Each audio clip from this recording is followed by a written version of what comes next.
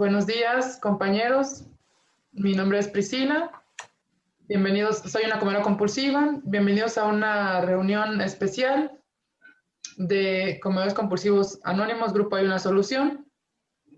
Hoy es sábado a las 11 de la mañana del día 2 de enero de 2021. Y bueno, los invito para que iniciemos esta reunión intencionándola, pidiendo al poder superior de cada uno como cada quien lo concibe, que es lo que deseamos llevarnos de esta reunión, con un minutito de silencio y después haremos la oración de la serenidad con su micrófono apagado.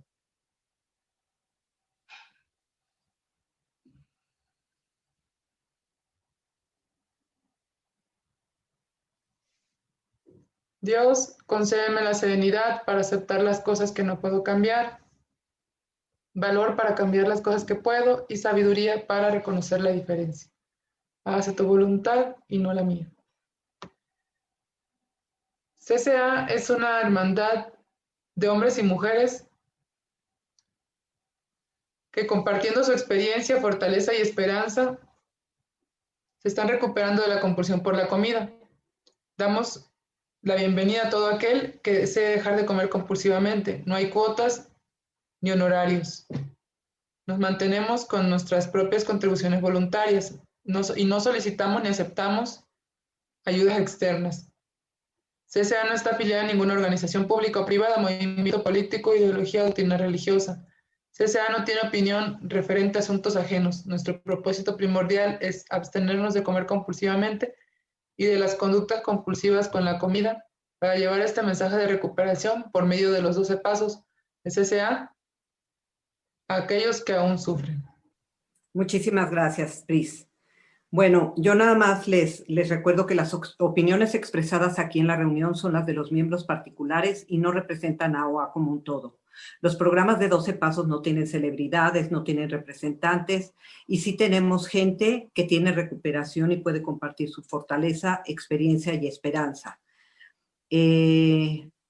Voy a empezar con la lectura de La Granja a la Ciudad, que es una lectura que viene en el libro grande y que nos compartieron para que acordamos Pris y yo hacer una dinámica para que al final se pudiera compartir en 3 minutitos cada quien de lo que se haya identificado o lo que haya leído. Antes de iniciar esto, te pido, Prisi, si puedes poner la misma lectura en avisos para que la gente la pueda seguir y se pueda identificar en los párrafos. Y yo quisiera que me acompañaran con sus micrófonos cerrados en la oración de dejar a un lado para que en esta primera junta del 2021 de fin de semana podamos abrir nuestra mente y entregarnos a nuestro poder superior para que abra nuestros corazones y tengamos una nueva experiencia de la recuperación. Poder superior, por favor, ayúdame a dejar a un lado todo lo que creo saber de la enfermedad, de la recuperación, del libro grande, de todo el material de OACCA y sobre todo de ti, para que pueda tener una mente y un corazón abiertos, una nueva experiencia clara, fresca y renovada de todo esto y sobre todo de ti, de tu poder, de tu gran amor y de todo lo que tú puedes hacer en mi vida. Poder superior, revélame tu verdad. Muchísimas gracias. Vamos entonces a leer De la Granja a la Ciudad. Aquí dice ella, pero me imagino que es Ela, nombre. Ela narra cómo AA trabaja cuando el camino es complicado. La historia de una mujer miembro del primer grupo de fundadores de AA. Vengo de una familia muy pobre en lo material, con una buena madre cristiana, pero sin formación religiosa. Yo era la mayor de una familia de 7 y mi padre era alcohólico. Fui privada de muchas de las cosas que creemos que son importantes en la vida, como son la educación en particular, debido a la bebida de mi padre. La mía estuvo lejos de ser una infancia feliz. No tenía ninguna de esas cosas que los niños debieran tener para ser felices. Nos mudamos del campo a la edad en que las chicas quieren todo tipo de cosas bonitas. Recuerdo que comencé en la escuela de la ciudad. Venía de la escuela de campo y deseaba muchísimo ser como las otras chicas. Probé harina en mi cara para obtener polvos, porque no podía comprar polvos de verdad. Recuerdo sentir que todos se burlaban de mí. Temía no vestir como las demás. Sé que uno de los conjuntos que tenía era una falda y una blusa que daban risa. Mi madre las había comprado en una venta de artículos usados. Miro hacia atrás y recuerdo estas cosas porque me hicieron muy infeliz y se sumaron a mi sentimiento de inferioridad por no ser nunca igual que otras personas. A los 16 años me invitaron a pasar el verano con una tía y yo muy contenta acepté la invitación. Era un pueblo pequeño, Liberty, Indiana. Cuando llegué a casa de mi tía, ella sabía que había tenido una infancia infeliz y me dijo, ahora, Ethel, puedes tener amigos o novios en nuestra casa, pero hay 2 chicos en este pueblo con los que no quiero que tengas cita y uno de ellos proviene de una familia muy buena, una de las mejores, pero está en todo tipo de líos porque bebe demasiado. 4 meses después, me casé con este chico. Estoy segura de que su familia definitivamente sintió que no era un matrimonio conveniente porque yo no era una chica más que una chica de clase baja. Sentí que su familia me aceptaba solo por sentido común, pensando que tal vez yo podría hacer algo por su Ruth. Pero ellos no hicieron nada por mí para fortalecer mi estima y Ruth no me dijo nada, no me dijo que dejaría de beber. Ciertamente no lo hizo. Continuó haciéndolo y fue de mal en peor. Continuó bebiendo. Tuvimos 2 hijas. Yo tenía 16 cuando nos casamos y él era 7 años mayor que yo. Recuerdo una ocasión en la que se fue a Cincinnati y estuvo una semana borracho. Finalmente se puso tan mal que lo dejé. Volví a casa y me llevé a mis 2 hijas. No lo vi durante 1 año, ni siquiera supe de él. Eso fue 7 u 8 años después de casarnos. Todavía estaba amargada porque sentía que la bebida había arruinado por completo mi infancia y mi vida matrimonial y odiaba todo lo relacionado con el alcohol. Entonces tenía unos 25 años y nunca había tocado una gota. Conseguí un trabajo en las fábricas de lana en Ravenna, un trabajo muy duro. Yo me veía mucho mayor de lo que era, ya que siempre fui de talla grande. Así comencé a trabajar en este empleo y mantuve a mis hijas conmigo. Al cabo de 1 año, las niñas recibieron una tarjeta postal de su padre que todavía conservo con aprecio. La tarjeta decía, dile a mami que todavía la amo. Había ido a un abogado para ver si podía divorciarme durante ese año. Luego, él llegó a la ciudad como un vagabundo. Había emprendido trabajos sencillos y traía puesta cualquier ropa, un par de espuelas, y era todo lo que traía. Lo recibí con los brazos abiertos. No me di cuenta de lo que todavía sentía por él. Me dijo que nunca volvería a beber y yo le creí. Todas las veces que me decía eso, todavía le creía.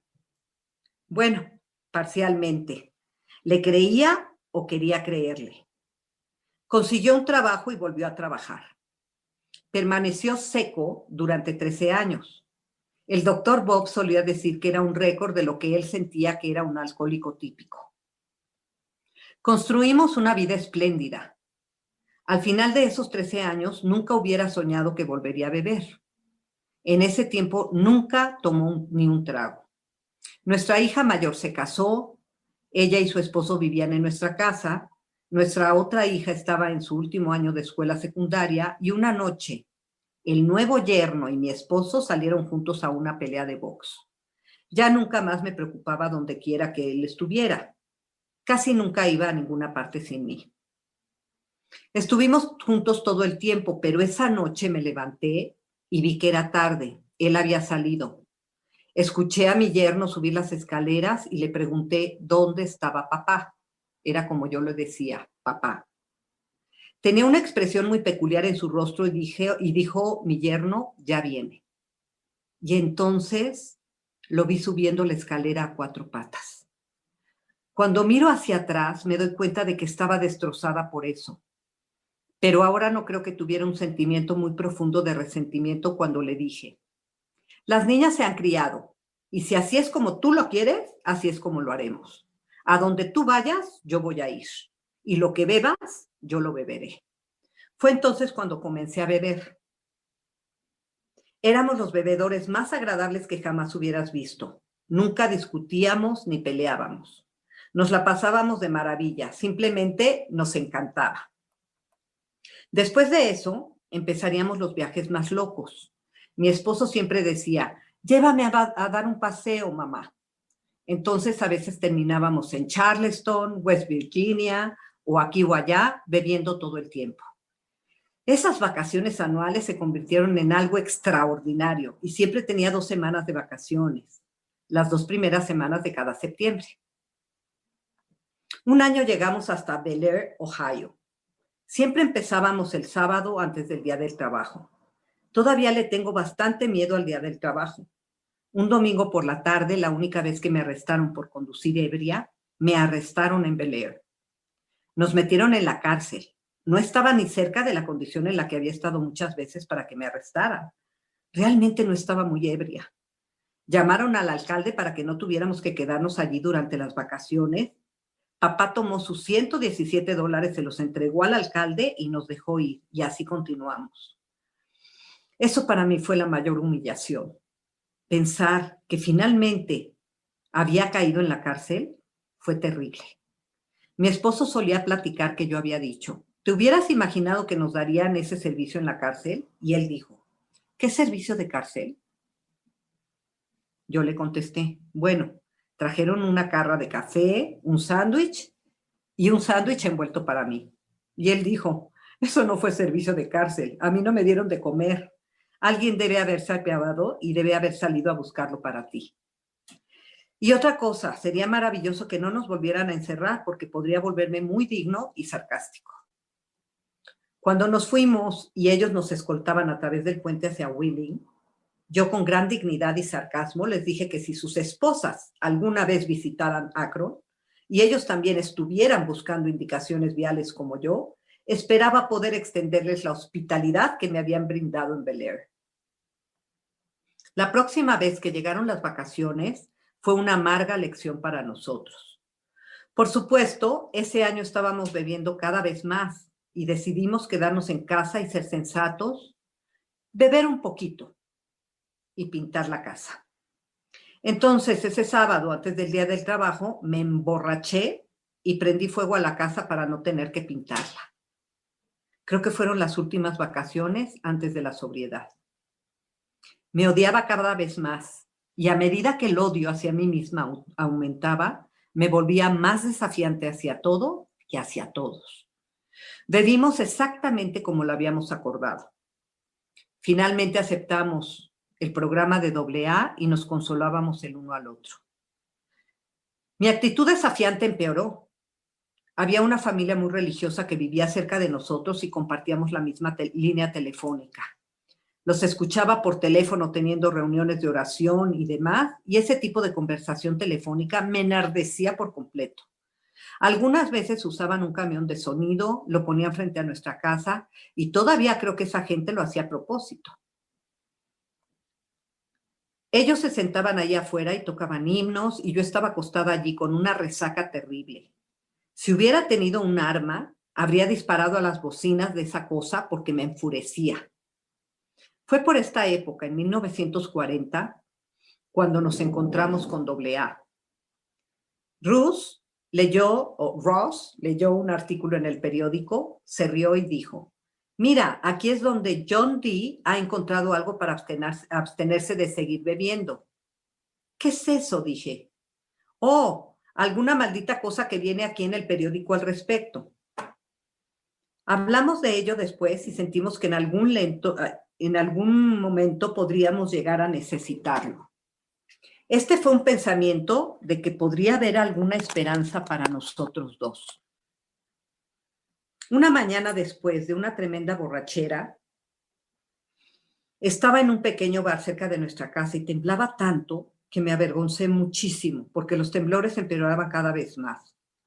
Tomé un sorbo de la bebida de la barra porque no podía sostenerla en mi mano. Aún era una dama, lo creas o no, y estaba profundamente avergonzada. Había un hombre mirando. Me volví hacia él y le dije, con aire desafiante, que llevaba conmigo todo el tiempo: si no dejo esto, voy a tener que unirme a este negocio alcohólico del que están hablando. Él dijo, hermana, si crees que ya estás loca, ahora todo lo que tienes que hacer es unirte precisamente a eso. Te conseguiré la contraseña y puedo averiguar dónde se encuentran porque conozco a un tipo que pertenece a ese grupo. Pero ellos son los más locos, dije. Ruedan por el suelo, gritan y se tiran del pelo. Bueno, yo ya estoy suficientemente loca. Y en ese momento murió la esperanza que había en mi corazón cuando leímos en el periódico sobre John Dee. Pasó el tiempo y no tomé el programa. La bebida empeoró cada vez más. Y yo estaba en otro bar al final de la calle, pero en sentido opuesto. Era uno pequeño.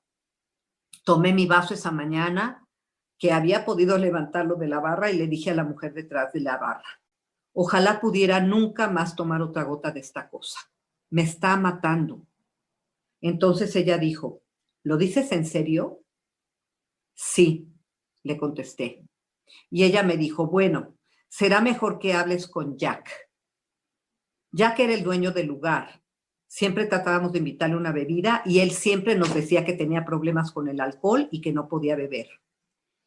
Entonces la mujer de la barra me dijo, ¿sabes? Él solía estar en tu propio carrusel. Solía beber y encontró algo que comenzó en Akron que lo ayudó a dejar de beber. De inmediato vi que tenía el mismo estilo de ese otro tipo que me había hablado al respecto y entonces nuevamente la esperanza murió.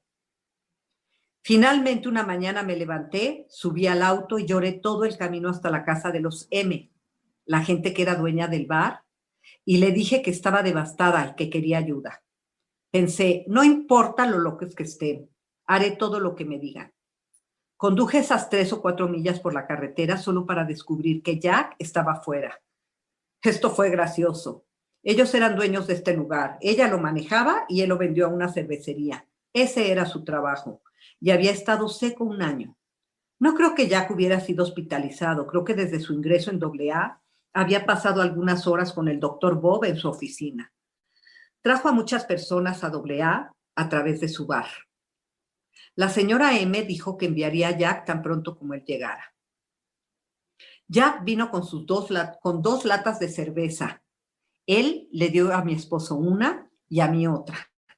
Y eran alrededor de las 10:30 del día, 8 de mayo de 1941, y dijo, hay un médico aquí en Akron. Voy a ir a verlo y veré qué se puede hacer. El doctor Bob estaba en Florida, pero Jack no lo sabía. Ese fue nuestro último trago de algo que contuviera alcohol. Esa asquerosa lata de cerveza. A las 2:45 de la mañana pensé que iba a morir. Me acosté boca abajo en la cama con nada más que dolor y náuseas. Tenía mucho miedo de llamar a un médico. Pensé que cuando la gente hacía lo que hacíamos, simplemente los encerraban. No sabía que alguna vez se hiciera algo por ellos de manera médica, así que me quedé despierta. Hombres de AA empezaron a salir de la casa al día siguiente. Caminé por el piso con una toalla de baño alrededor de mis hombros y el sudor corría por mí. Un abogado se sentó a un lado de la cama donde yo estaba acostada y él se sentó en el borde de su silla. Parecía tan inocente como un bebé. Pensé, ese tipo jamás pudo haber estado borracho. Muy remilgado dijo, esta es mi historia. Y pensé, apuesto a que es un mariquita, apuesto a que nunca bebió. Pero contó una historia sobre la bebida que fue asombrosa para mí. Jack trajo el Saturday Post con la historia de Jack Alexander. Él dijo, lee esto. Jack no parecía tener demasiada comprensión espiritual y dijo, creo que esto les dirá más. Esto se basa realmente en el Sermón de la Montaña. Ahora, si tuvieras una Biblia en la mano, puntos suspensivos, uno de los regalos de la familia fue una Biblia muy hermosa, pero dejamos que el bulldog la masticara porque no estábamos muy interesados en ella. Yo tenía un pequeño retazo de testamento que tenía letra muy pequeña. Cuando pasé la resaca y dejé de temblar, intenté leer la letra pequeña. Ross dijo, madre, si esto nos dice cómo hacerlo, tendrás que leerlo. Intenté leerlo, pero ni siquiera podía ver las letras. En serio, era tan importante que hiciéramos las cosas que nos habían dicho que hiciéramos. Jack nos había dicho que había una reunión en Akron todos los miércoles por la noche y que era muy importante que fuéramos. Él nos había dicho, ahora empiecen y vayan a estas reuniones y luego averiguarán todo al respecto. No creo que nos haya dicho nada sobre religión. No sabía nada sobre el Sermón de la Montaña. Yo tenía el libro grande, el de Alcohólicos Anónimos, que me habían traído. Paul S. acababa de llamarme y recuerdo que hizo hincapié en leer el libro grande. Yo lo estaba leyendo por todo lo que contenía y le dije a Ross, no podemos hacer esto, no podemos ni empezar. Y Jim Hay tenía un sentido del humor maravilloso cuando llegó y yo estaba llorando y diciéndole, quiero hacer esto, pero no puedo. Esto es demasiado. Nunca podría hacer las paces con todas las personas a las que les he hecho mal. Entonces él contestó, guardemos el libro grande y cuando lo leas de nuevo, mira hacia atrás y lee algunas de las historias. ¿Las has leído? No, respondí. Estaba interesada solo en esta parte que te dice cómo hacerlo, en las instrucciones. Y entonces nos reímos. Reírnos era lo que necesitábamos. Cuando nos fuimos a la cama me dolía el costado y le dije a mi esposo, pensé que nunca más volvería a reír, pero he vuelto a hacerlo. Bueno, le dije a papá, cuando la gente de AA seguía viniendo al grupo con esos hermosos autos y se veían tan bien, supongo que los vecinos dirán, ahora esos viejos tontos deben haberse muerto, pero ¿dónde está el coche fúnebre? Es sentido del humor que yo no entiendo. El miércoles por la noche Jack me dijo, nos vemos en el edificio Ohio Edison y los llevaré a la reunión. Y bajamos por el valle, recuerdo que había leído sobre el Ku Klux Klan y cómo quemaron cruces. Y pensé, solo Dios sabe en qué estamos metiéndonos esta vez. No sabía qué iban a hacer porque no nos habían dicho mucho. Entonces llegamos a la escuela Kings, me presentaron a Miriam y a Anabel. Le dijeron a Anabel que me tomara bajo su protección y nunca olvidaré cómo hizo un ovillo en su nariz y dijo, me dicen que tú también bebes. A menudo pienso cómo ese comentario pudo haber alejado a algunas personas del programa porque no había otras mujeres alcohólicas allí en ese entonces. Y dije, claro que sí, por eso estoy aquí. Me alegré mucho de haber dicho eso y lo he celebrado desde entonces, pues tampoco quedé resentida con ella. Había una joven que dirigió la reunión y eso fue algo hermoso para mí. Habló de que su esposa le había quitado a su hijo pequeño debido a que bebía y de cómo había recuperado a su familia gracias a AA. Había un joven. Comenzamos a sentirnos agradecidos en ese momento por no haber perdido todo eso. Abrieron la junta con una pequeña oración y pensé que estaba muy bien que estuviéramos de pie todos juntos y cerramos con otra oración. Me gustaba decir aquí lo importante que era para nosotros entonces que hiciéramos todas las pequeñas cosas que la gente decía que eran importantes, porque más tarde, cuando Ross estaba enfermo, tan enfermo que tuve que sostenerlo, ellos tuvieron una reunión en la casa. Cuando cerramos la reunión con el Padre Nuestro, porque recuerden que en ese entonces los grupos Oxford y en Akron era no un programa espiritual, sino un programa religioso, Ross dijo, Madre, ayúdame a ponerme de pie. Estuvimos en AA 3 años y medio cuando murió. No habíamos perdido un solo miércoles por la noche en la escuela Kings durante todo un año. Teníamos ese récord. Siempre siento que nuestra conciencia de Dios fue un crecimiento constante después de que iniciamos en AA. Y amamos cada minuto de esa asistencia. Tuvimos grandes picnics en casa con AA, teníamos reuniones en las casas de los demás y, por supuesto, ese era un gran lugar para que la gente se reuniera. Ellos también debían pensar eso. Doy mucho crédito al Dr. Bob y a Ann por cambiar nuestras vidas. Pasaron al menos una noche a la semana en nuestra casa durante semanas y semanas, a veces diciendo poco, pero dejándonos hablar. Ross solía estar muy complacido porque decía, creo que al doctor Bob le gusta mucho venir aquí. Puede relajarse y estar tranquilo. En ese momento no nos dejaron saber que esa gente alguna vez había tenido problemas. Me refiero a recaídas. Recuerdo que en algún momento, posiblemente 6 meses después de que íbamos a la escuela King's, y cuando volvíamos a casa de una reunión, vimos un automóvil en el camino y a un compañero bebiendo una botella de cerveza en la parte de atrás del automóvil. Y Ross le dijo al hombre, habría jurado que era Jack M. A la mañana siguiente, su esposa lo arrastró antes de que Ross se fuera a trabajar mientras yo desayunaba. Efectivamente había sido Jack M. Los dos lloramos y Ross no fue a trabajar ese día. Jack había estado sobrio alrededor de 1 año y medio. Su esposa lo estaba maldiciendo muy enojada y diciendo, lo traje para mostrarte qué clase de hombre es. Quiere ir al hospital y yo no voy a pagar el hospital de nuevo. Estábamos tan enojados con ella por hablarle de esa manera y entonces Ross le dijo, no hagas otra cosa hoy, ayúdalo, haz algo por él. Si cree que necesita ir al hospital, yo lo pagaré. Ella dijo, él no irá al hospital, ya sea que pague usted o yo lo pague, no irá. En la fuerza espiritual que había encontrado gracias a AA, finalmente sentí que me había rendido por completo, que realmente había cambiado mi vida ese verano. Pensé que lo había hecho hasta el segundo colapso de Ross. Y el médico me dijo con mucha franqueza que no estaba muy lejos el final de Ross. Entonces supe que no me había rendido por completo porque traté de negociar con el Dios que había encontrado y dije, cualquier cosa menos eso, no me hagas eso, que no muera Ross. Ross vivió 1 año más.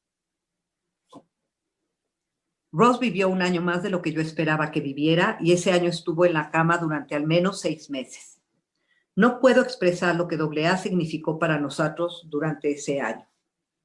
Antes de que finalmente llegara su muerte, supongo que me había rendido porque finalmente había podido aceptar su partida con serenidad. Y me di cuenta de que había una salvación para mí. Gracias a Dios, no tenía ganas de beber cuando murió. En ese momento, había 2 mujeres en el Hospital San Tomás en una habitación. Ross fue enterrado el viernes y el domingo por la tarde Hilda S. me había invitado a cenar para esa misma noche y no pensé que pudiera hacerlo. Sabía que Doc y Ann iban a estar allí y todos pensaron que sería bueno para mí, pero lo primero que hice fue ir a San Tomás a tratar de hablar con esas mujeres. Me senté al costado de una de sus camas y me puse a llorar y no pude parar. No me detuve, me dispuse a llorar y no paré y estaba sobresaltada. Me disculpé una y otra vez por ello. Y esa mujer me dijo mucho después de que esa era la prueba que la convenció de que este programa podría funcionarle. Si el domingo yo estaba allí tratando de pensar en algo que pudiera ayudarla con este problema, entonces era porque debía tener algo que funcionaba. Sin duda sentí que debía ser muy deprimente para ella que me sentara junto a su cama y llorara. Siento que una de las cosas de las que todavía tengo que estar alerta es que yo solía aferrarme a lo que consideraba el AA de antaño. Tengo que decirme a mí misma, otras cosas están progresando y AA también está progresando. Nosotros los veteranos que nos dispersamos y separamos y luego somos testigos de la construcción de servicios para atraer a más personas y hacer que esto funcione, pensamos que AA ha cambiado, pero en esencia no lo ha hecho. Somos mayores en AA. Somos mayores en años también. Es natural que no tengamos la capacidad de cambiar, pero no debemos criticar a quienes sí la tienen. Hay otra cosa que destacaría. Creo que es muy difícil para las personas, especialmente si son personas nuevas, escuchar estas largas charlas. Nunca recuerdo que yo hubiera estado aburrida cuando entramos por primera vez y los compañeros llegaban a casa y nos hablaban sobre estas cosas. Escuchaba todo porque quería saber cómo mantenerme sobria. Antes de concluir, siempre fui una gran conversadora, pero quiero decirles que nunca nadie sabrá cómo extraño los consejos de Annie sobre cualquier asunto. Yo podía fácilmente sentirme insegura por cualquier cosa. No había pasado mucho tiempo cuando una de las esposas de uno de los hombres me llamó un domingo y me dijo que no creía que yo entendiera el programa. Bueno, no estaba segura de haberlo hecho y todo se me nubló. Lloré y le pregunté qué pensaba que yo debería de hacer al respecto. Dijo que no lo sabía, pero que seguro que dejé bastante claro que no sabía nada del programa. No pensé que me iba a emborrachar en ese momento, pero recuerdo lo reconfortante que fue cuando llamé a Ann y se lo conté. Estaba llorando y le dije, Alice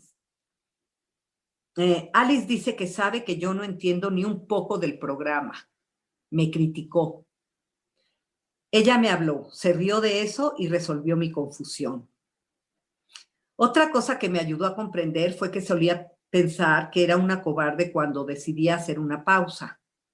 Le preguntaba, Annie, ¿estoy siendo cobarde porque dejo estas cosas de lado? Y ella me contestaba, siento que solo estás siendo sabia. Si no es nada que pueda ayudarte, si no es nada que te pueda ayudar a ti ni a nadie más, ¿por qué deberías involucrarte y preocuparte por ello? Annie siempre me consolaba. Esa es mi historia. Sé que he hablado demasiado, pero siempre lo hago. Y de todos modos, aun cuando siguiera compartiéndoles horas y horas y horas del programa, ni siquiera podría empezar a contarles todo lo que AA ha significado y ha hecho para mí. Gracias. Gracias, Pris.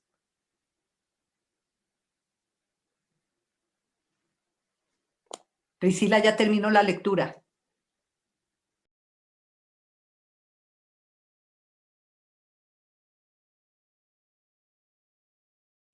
Ya, Gaby, no me dejaba abrir micrófono, perdón. Gracias, Gaby. Bueno, en esta lectura de La Granja a la Ciudad, pues nos narra ahí la historia. ¿Alguien quiere comentar o decíamos con Gaby compartir ese 3 minutos con lo que nos identificamos o a lo mejor de alguna manera planteamientos o preguntas que haya respecto a esta lectura?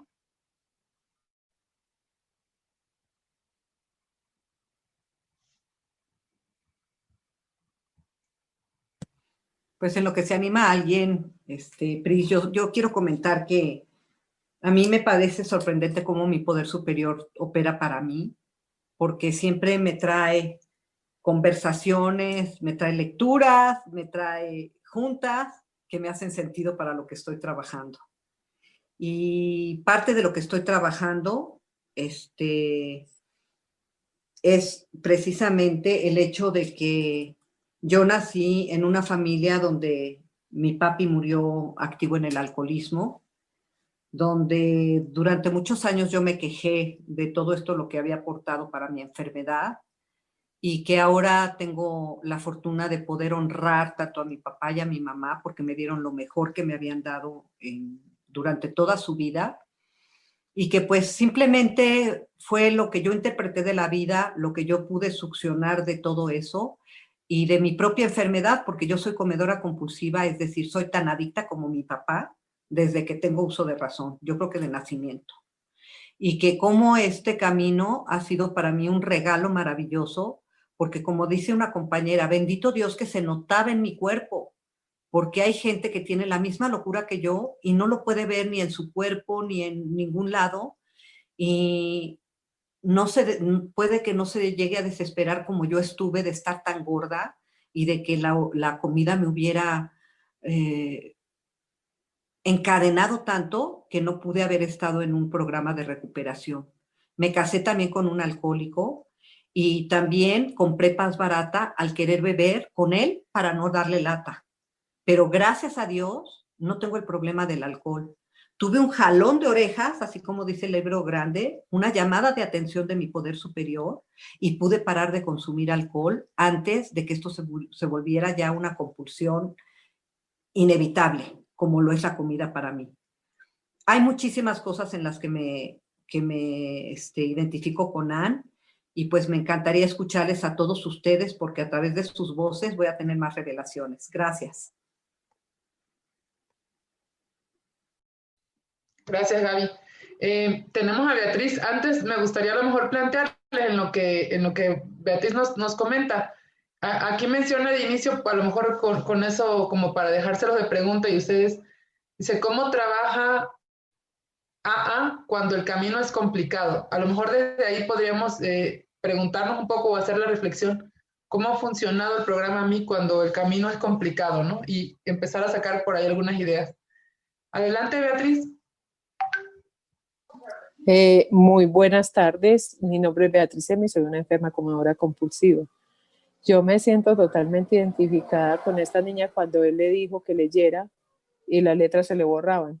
Exactamente me pasaba a mí cuando empecé a trabajar el primer paso. Yo llevaba ya una semana de abstinencia y sin embargo yo no podía. Yo sinceramente les digo desde mi alma, yo no podía leer, yo no podía escribir. Yo llegué a un punto en el que sentía la impotencia más grande de la vida, no solamente por la enfermedad, y ver que mi enfermedad realmente crece a pasos agigantados en una semana, en 2 semanas, en un mes, en 3 meses. Me identifico totalmente con ella, con lo que decía, y esa negación de mi enfermedad, esa rebeldía. Yo en este momento tengo una dificultad muy grande con la grasa y con la sal y he estado bajándole y bajo, un día le bajo más, un día le bajo más, un día le bajo más y siento que no me debo quedar sin sal porque yo siento que el organismo necesita la sal, pero la sal y la grasa yo ya lo que me estoy comiendo es una mínima cantidad y hablaba esta mañana con mi madrina y yo le decía no y siento mi boca pelada, pelada totalmente. Y ha sido como la dificultad más apremiante en, este, en esta área de mi recuperación, la grasa y la sal. El aceite de oliva ya no me estoy comiendo sino 5 miligramos y sin embargo siento que me marea cuando me lo como. Eso les quería compartir y agradecerles y desearles un feliz año y gracias. Qué lectura tan maravillosa, Gaby, Dios te pague. Gracias, Beatriz. Bien, compañeros, no sé si alguien más quiera comentar. Les decía yo, en esta parte a lo mejor como identificarnos en esos orígenes, cómo el programa ha actuado en nosotros cuando la situación ha sido complicada, ¿no? Y bueno, también ahí plantea un poco acerca de familia, cómo se ve afectada la familia cuando hay un adicto. No sé si alguien tenga algún comentario, se identifique con esto o recuerda alguna situación o anécdota, ya sea de origen, como nos comentaba Gaby, o en la propia familia, ¿no? En la actual, que nosotros hayamos vivido esa repercusión del alcohol en nuestra familia. Adelante, María.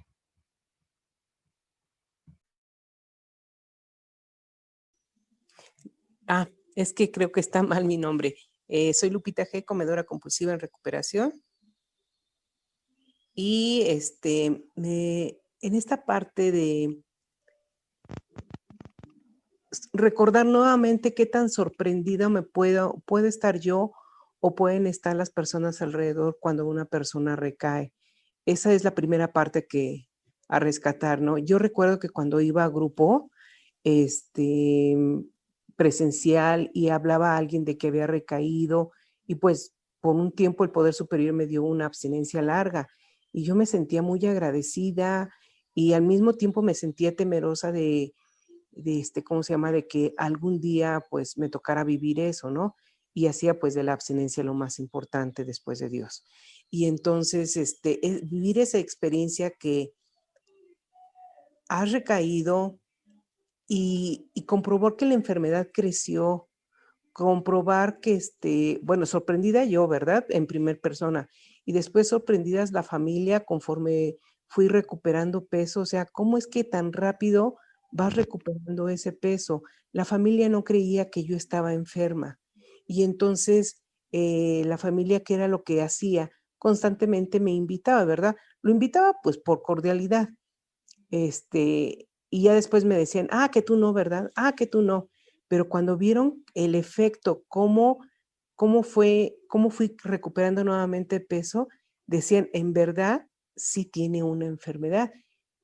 Pero hasta entonces la familia pudo comprender esa parte. Y esta historia, pues me siento muy identificada, ¿verdad?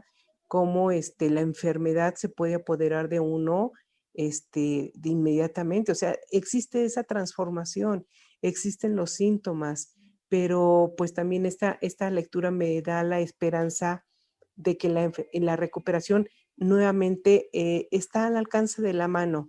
Y esta parte que comentaba, ¿no? Hay como los vecinos ponían su bocina en aquel entonces, ese llamado, ven a la reunión, o estamos trabajando esta parte de un programa, pues también nosotros hoy en día la tecnología nos permite estar constantemente en una reunión, en otra, hasta que se dé el milagro. Con esto paso, gracias.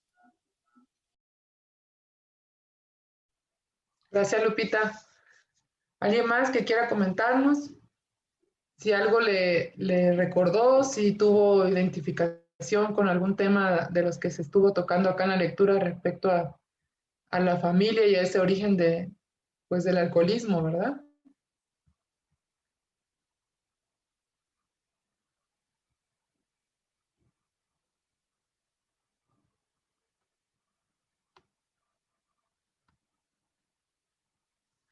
Bueno, en lo que se van animando, a mí me deja ver pues cómo es toda una... Ay, alguien alzó la mano. No, pero después de ti. Ok. Cómo es un contexto, ¿no? Todo lo que nos fue narrando la historia, pues no era así como que nada más un detonante, una situación específica, sino que como hay una serie de elementos que se van prestando, ¿no? Tanto para que se desarrolle la enfermedad, como dice ahí, en una situación complicada, como también o sea, cuando habla de eso, de no haber tenido, ¿no? Por ejemplo, que no podía comprar los polvos de verdad y entonces usaba lo que tenía, ¿no? Como ya desde ahí, pues, en una condición de burla, en esa parte yo creo que más que todo ver que no fue así como que de gratis, es lo que quiero decir. A mí me hizo pensar mucho en eso, ¿no? Que no era algo en específico, sino algo circunstancial también, ¿no? Cómo los elementos se van dando para que se desarrolle la parte de la adicción. Pero de igual manera me llevó así como a equiparar cómo también es pues como también un conjunto de cosas, ¿no? El que estuvieran en grupo, el que empezaran a acompañarse, el que se va desarrollando desde ahí, ¿no? Como hay otros que sí ya recayeron, que sí no. O sea, como todo eso también va llevando parte en la comunidad, es lo que quiero decir. Como también ahí la fortaleza en la comunidad y cómo la recuperación también viene desde ahí, ¿no? Desde saber que no estoy sola, y yo pues me voy aquí a nuestro grupo, de saber cómo me puedo sentir fortalecida, cómo me puedo sentir, pues, pertenecer o acompañada y va mejorando, ¿no? En mucho sentido mi actitud desde esa parte de la comunidad. Sentir mi familia, ¿no? Más allá, a veces como que en la familia no pertenezco tanto, pero como aquí también llega a ser esa pertenencia, ¿no? Ese como en la convivencia, en la aceptación, sobre todo, yo creo que tiene mucho que ver la aceptación. Y bueno, me toca a los dos puntos, ¿no? De cómo a veces pues se desarrolla la enfermedad desde estas circunstancias, pero también cómo se puede vivir la recuperación. Eso les quería compartir. ¿Alguien más quiere comentar? Hola Priscila, ¿qué tal? Adelante, Nidia. ¿Qué tal? Soy Nidia, comedora compulsiva. Gaby, Priscila, buenos días. Aquí en México, pues más que nada quería compartir, saludarles, ¿verdad? Y esa parte de la familia, así como que me agarra, ¿no? O sea, derivado de entrar al grupo y de empezar a trabajar los pasos, empecé a preguntar a mi familia, a mis hermanas, porque honestamente, cuando uno es joven, no ahora, ¿no? En la época en que mi mamá vivía, pues ni siquiera se te va a ocurrir preguntarle, mamá. Bueno, a mí nunca se me ocurrió. Yo estaba en mi mundo y si ella vivió o no vivió, pues yo no se me prendió el foco de preguntarle. Y entonces empecé ahora a preguntar a mis hermanas cómo fue la vida de ella, cómo fue la vida que ellos vivieron. Entonces te lleva a un mundo, primero que nada, hermoso, porque es de la boca directa de mis hermanas, de mis hermanos que me empiezan a contar cómo fue. ¿Por qué lo pregunto? Porque yo fui la más pequeña y yo no viví todo lo que ellos vivieron con mis padres, que en ese momento pues ya no están, ¿verdad? Mi mamá se fue muy joven, o sea, yo estaba chica cuando se fue, pero a mi papá sí lo disfruté más tiempo. Entonces, pero sí he visto en la familia que hay adicción alcohólica desde antes, o sea, desde mis abuelos, desde mi padre. Yo no lo viví con mi padre porque él tuvo un problema y le tuvieron que retirar un riñón cuando tenía él 50 años y fue cuando yo nací. Entonces tuve la enorme fortuna de que yo al padre que disfruté no fue un padre alcohólico, fue un padre, ya había por urgencia, había tenido que dejar de tomar y yo no viví lo mismo que mis hermanos, que ellos sí conocieron su alcoholismo. Y bueno, pues yo agradezco esa parte, más sin embargo, yo no sé si en la genética haya algo, ¿verdad? En cuanto a la personalidad adictiva. Bueno, yo apenas empecé a finales con ustedes aquí a finales de septiembre y pues aquí voy. O sea, yo lo que intento es, aunque sea de paso a pasito, avanzar, seguir acá, cuidar mis alimentos. Cuando tuve una plática con Pris y cuando ella me dijo, yo no se me olvida jamás, de que, ay, pues es que hay que pensar y medir, y yo dije, ay, no, que casi dije que loca, ¿no? Pero no fue eso, ¿no? Entonces, hasta que empiezo, pero es que yo no lo había entendido, jamás lo había entendido porque estaba empezando, sigo empezando, ¿no? Pero ahora ya que entiendo las circunstancias, que compro mi pesa y entiendo de qué se trata, entonces dice, qué maravilloso grupo en donde podemos estar y día a día seguir avanzando. Yo es lo que agradezco y el hecho de que me prendan un foco en donde yo pueda verme, porque antes, no, o sea, yo como lo digo siempre, como un animalito comía, bebía, andaba, trabajaba, pero jamás se me ocurría analizar mi vida, mis actos, o sea, no. Entonces es tremendo el hecho que yo haya podido entrar acá y pues recibir la ayuda de todos los compañeros. Gracias, les agradezco por dejarme compartir.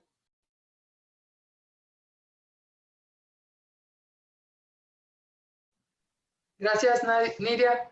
¿Alguien más que nos quiera comentar? También viene por ahí una parte ahorita que estaba yo regresando a la lectura, el tema este de las mentiras, ¿no? Decía cómo estuvo, digo mentira porque a mí me sonó a eso, de creerle y por 13 años dejó de hacerlo, ¿no? A lo mejor la identificación con cuántos años yo dejé de comer y pensé que ya estaba yo recuperada.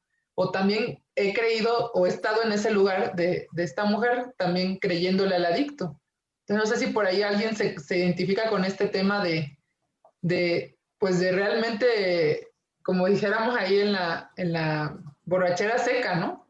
De estar ahí sin consumir, pero también teniendo pues todavía el deseo, las ganas y solamente de hacerlo como por el momento, ¿no? Como por fuerza de voluntad. Alguien que nos quiera comentar de sus experiencias o algo con lo que se haya identificado de la lectura, que también está, por cierto, en el grupo de avisos. Ahí también la pueden retomar o volver a leer. Beatriz. Nuevamente soy Beatriz y soy comedora compulsiva. Yo escuchando a la compañera Lupe, recuerdo que cuando yo volví a mi casa, porque yo estuve con lo de la pandemia como desde marzo sin venir a mi casa, y cuando llegué, la expresión de mi familia, porque es que la ropa que traía ya ni me servía ni me abrochaba. Con la ropa que llegué, ellos se quedaron mirándome y mi mamá llega y dice, ¿cómo estás de grande? Tan impresionante. Yo no sabía si llorar, yo no sabía si gritar, porque igual yo sabía qué estaba pasando en mí y llevaba por ahí 3 meses tratando de tomar conciencia del daño tan grande que me estaba haciendo. Pero eso sí me marcó mucho y cuando mi familia me volvía a ver comiendo compulsivamente, porque yo nunca he sido, pues con mi familia no he mentido ni les he dicho mentiras nunca. Ellos saben que yo tengo un problema grandísimo con la comida, pero nunca lo he escondido. Siempre he sido una persona muy, muy franca en lo que a mí me pasa. Si a mí me encanta esto, yo me lo como y sabiendo el daño tan grande que me estaba haciendo. Pero no, con la lectura totalmente, me siento totalmente identificada y cómo la enfermedad a mí me lleva a esa ceguera. Esa ceguera espiritual es esa ceguera en todos los ámbitos de mi vida, donde yo no puedo ver ni siquiera sacudirme y entender la magnitud de mi enfermedad es devastadora y cada vez crece más, cada vez crece más. De eso estoy hoy absolutamente segura que tengo que estar muy a las vivas porque esta enfermedad es terrible. Muchas gracias.